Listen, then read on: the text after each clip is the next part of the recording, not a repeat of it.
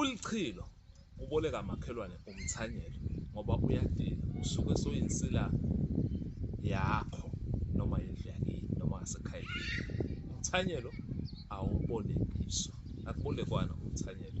Ingakho labanye uzothola ukuthi bayaphupha, uphupha umuntu ashanela endlini yakhe noma aphuphe ashanela libala lakubo egcekeni.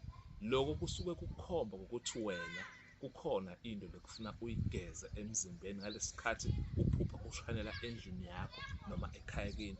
Omunye uyakwazi ukuthi aphuphe ashanela igceke.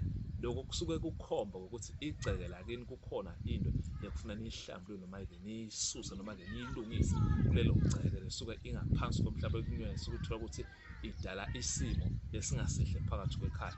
Umshanelo-ke uyakhuluma esikhathini esiningi uma ngabe-ke uwumuntu lo uphupha usuke ubona ngokwamaphupho, usuke ukhomba ngokuthi wena kufuna ugeze noma-ke ususe lezo zinto ekumele uyisuze according ngendlela osuke uphupha-ke ngakhona.